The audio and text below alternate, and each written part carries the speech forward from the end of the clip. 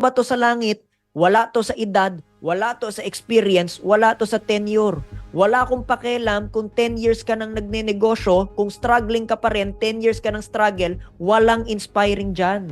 Wala akong pakialam kung 5 years ka nang nagnenegosyo if that means 5 years still struggling. I may be a business owner for only 5 years, but that have results.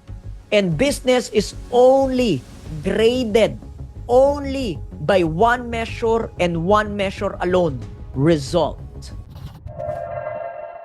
Wala kang inflow ngayon, wala kang income ngayon. Your money is not coming in. Kaya siya tinawag na income. It's supposed to come in. Are we clear? Your money is not coming in and it's not generating income. Feedback yan sa'yo that what you're doing is not effective. Hi, this is Biggs and let's turn your situation to life coaching lessons. Dapat hindi ka natatakot doon, hindi ka nagsastruggle doon, and maybe the reason why some people are afraid, some people are fearful, and some people ay kinakabahan doon, simple lang, they love their ego, they love their pride more than they want to be successful.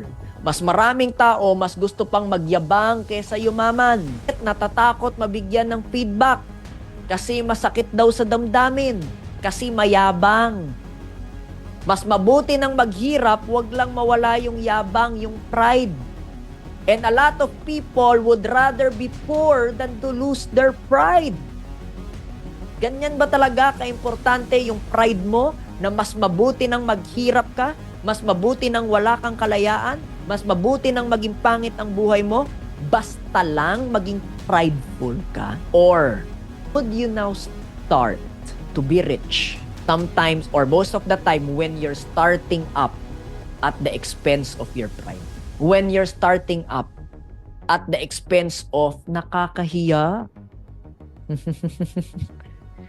When you're starting up at the expense of talaga ba? Gagawin ko ba to? Baka mamaya ma-reject ako. Baka mamaya ma-bash ako. At really at the expense of that. Or ano, mas gugustuhin mong ma-pride pero mahirap? Ikaw, anong choice mo? Kasi napakaraming tao, sana hindi ikaw yan, ayaw ma-feedbackan, pinipidbackan na nga ng pera na hindi epektibo, hindi pa nakikinig. Nalulugi na nga, hindi pa nakikinig sa feedback. Your money is your feedback whether what you're doing is effective or not. Maybe it's time to change.